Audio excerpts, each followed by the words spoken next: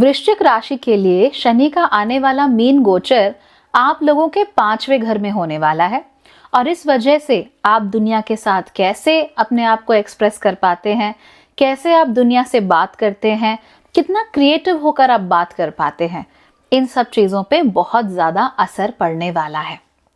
आप लोग ये नोट करेंगे कि कई जगह पर आप वो बोल रहे हैं जो कि आपसे बोलने की उम्मीद की जाती है, राइट?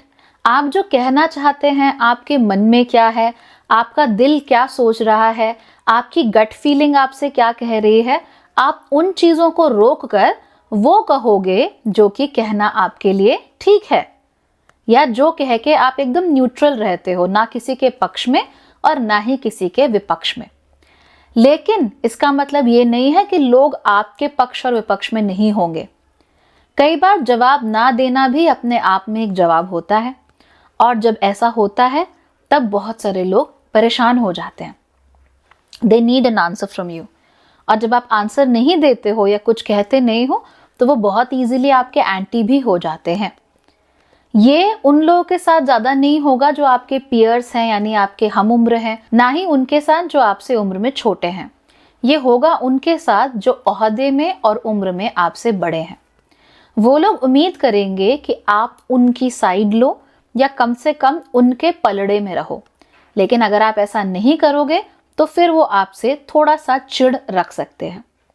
अगर आप इसे मैनेज कर सकते हो तो ज़रूर करना, क्योंकि आपके लिए किसी की साइड लेना बहुत अच्छी बात इस समय पर नहीं है। इस समय पर आप अपने आप को अगर क्रिएटिवली एक्सप्रेस करना चाहते हो, जैसे अगर आप ड्राइंग करते हो, पेंटिंग करते हो, डांसिंग करते हो, तो वहां पर आपको कहीं ना कहीं एक लैग महसूस होगा। ऐसा लगेगा कि जैसे पहले आपके पैर थिरकते थे वैसे नहीं थिरक पा रहे हैं। थोड़ा डीले ज़रूर होगा हर चीज़ में। पहले आप डांस स्टेप्स एकदम से पकड़ लेते थे, अब थोड़ा टाइम लग रहा है।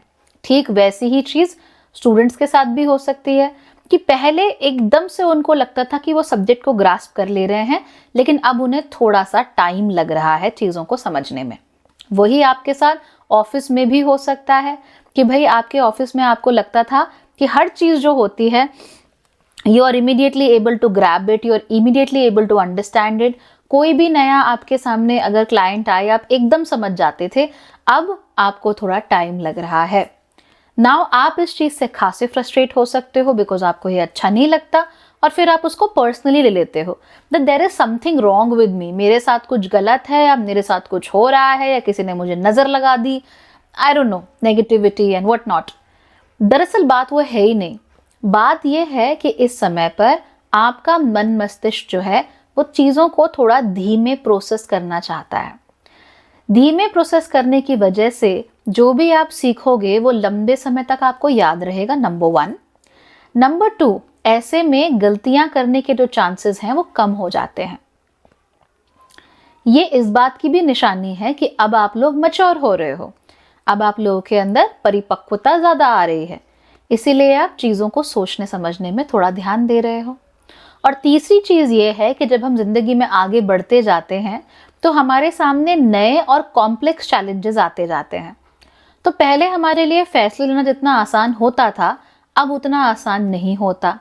प्लस हमारा अच्छा काम और गलत काम दोनों के ही लॉन्ग स्टैंडिंग कॉन्सिक्वेंसेस हो सकते हैं। इस चीज़ को लेकर बहुत सावधान रहना चाहिए कि हम आगे क्या कर रहे हैं और हम जो डिसीजंस ले रहे हैं उनके कॉन्सिक्वेंसेस क्या हैं। तो अब आपके ऑफिस में अगर कोई नया क्लाइंट आता है, आपको लगता है जी मैं तो हफ्ते भर में सब समझ जाता हूँ, इस बार आपको 2 हफ्ते लग गए, डोंट बी फ्रस्ट्रेटेड।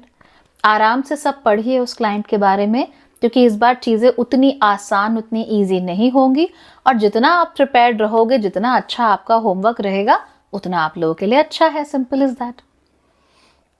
इन चीज़ों का आप लोग बहुत ख्याल रखिए, अदरवाइज यहाँ पर आप गलतियाँ कर सकते हो, फिर उसकी वजह से फ्रस्ट्रेशन होगी।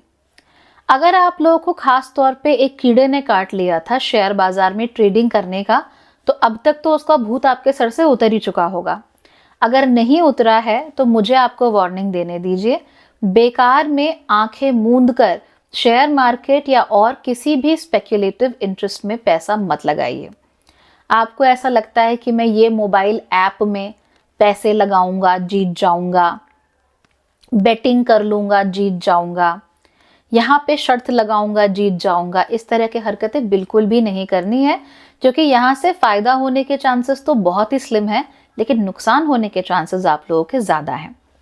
शेयर मार्केट में अगर आपको पैसा लगाना है, सोचिए समझिए, कंपनी को जानिए, कंपनी को जानकर समझकर आप अच्छा डिसीजन लीजिए। ये मत देखिए कि ओ उस कंपनी का तो अभी देखो 1 साल में उसका शेयर 60% आगे चला गया, आगे जाने कितना जाएगा। इस तरह से अगर आप अपना पैसा इन्वेस्ट करोगे तो जाहिर सी बात है नुकसान होगा। Do not do that. So जो भी काम करना है, बिल्कुल आपको किसी चीज को लेके स्पेक्यूलेशन नहीं करना, ये है ऐसा है वैसा है। फैक्ट्स हैं आपके सामने, सारे फैक्ट्स को अच्छे से स्टडी कीजिए, अच्छे से समझिए। अगर आपको समझ में आता है तो ही कदम आगे बढ़ाइए, वरना अपने कदम पीछे ही रखिए। और ये आपको खाली इन्वेस्टिंग में नहीं करना, ये आपको हर जगह करना है। ऑफिस में कोई नया क्लाइंट हो, आपके घर में किसी नए व्यक्ति की एंट्री हो जाए, आपका नया रिश्ता शुरू हो जाए, कुछ भी हो रहा हो, आप अपने मन से कुछ भी स्पेक्यूलेट मत कीजिए।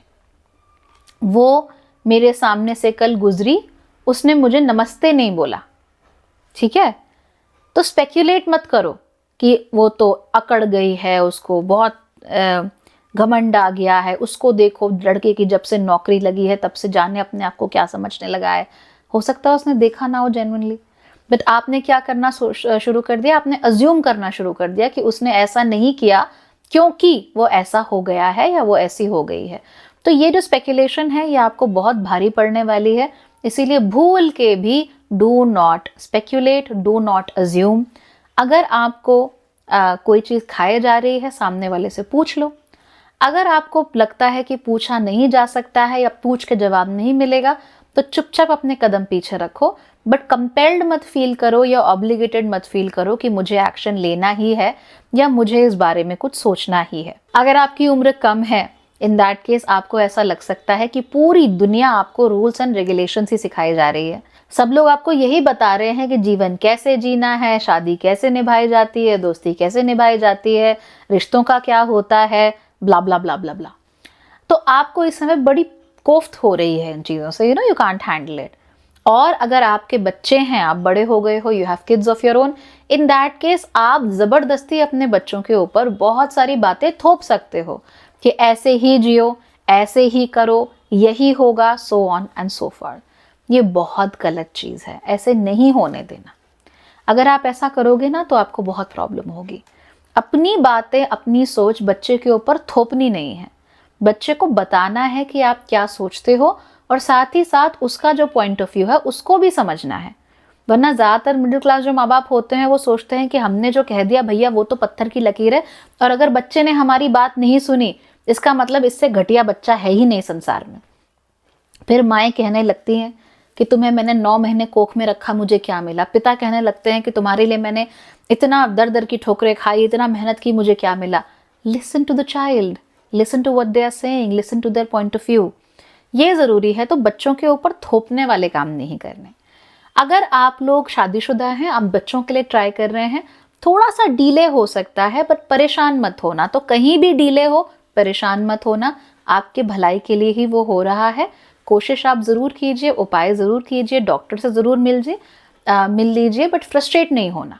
अगर आप रिकग्निशन चाहते हैं, एक्नॉलेजमेंट चाहते हैं कि लोग कहें कि हाँ इसने किया है, ये बहुत काम करती है, ये घर का बहुत ख्याल रखता है, इसने अपने सारे भाई बहनों की शादी कराई, इसने कभी किसी को कमी नहीं होने दी। अगर आप चाहते हैं कि लोग आपके बारे में ये बातें बोलें, तो शायद आपको थोड़ा सा डिसअपॉइंटमेंट इस समय पर महसूस हो सकता है, बट डोंट वरी, हर कोई तारीफ मुंह के आगे नहीं करता। एक्नॉलेजमेंट भी होती है, पता सबको सब होता है, दिख सबको सब कुछ रहा होता है। आपने अच्छा काम किया है तो वो अननोटिस तो बिल्कुल नहीं जाएगा, लेकिन ये मत सोचिए कि आपके किए हुए कामों के लिए आपकी आरती उतारी जाएगी। ठीक, ये मत सोचिए कि अगर आप राह चलते कोई व्यक्ति है, आपने उसको पैसे दे दिए और आपने वीडियो बना लिया तो सब लोग आपके लिए वाहवाही करेंगे, तालियां बजाएंगे और कहेंगे कि वाह क्या इंसान है। ऐसे नहीं करना। अपना काम कीजिए, अपना धर्म निभाइए, जो सही है वो कीजिए। और लोग और भगवान सब देख रहे हैं, सबको सब मालूम है, इसीलिए परेशान नहीं होना है। रिकग्निशन, फेम, ये चीज़ें ऐसी हैं जिनकी उतनी भी वैल्यू नहीं है जितना हम समझते हैं। So take it very easy, be very simple, do your work, other things will come. और अगर फिर भी समस्या हो रही है, समझ नहीं आ रहा, come and have a chat with me, साथ में मिलकर डिसाइड करेंगे, देखेंगे क्या रोक रहा है आपको और फिर उसके लिए वैसा ही उपाय करने की कोशिश करेंगे। Alright, okay then everybody, take care, bye bye.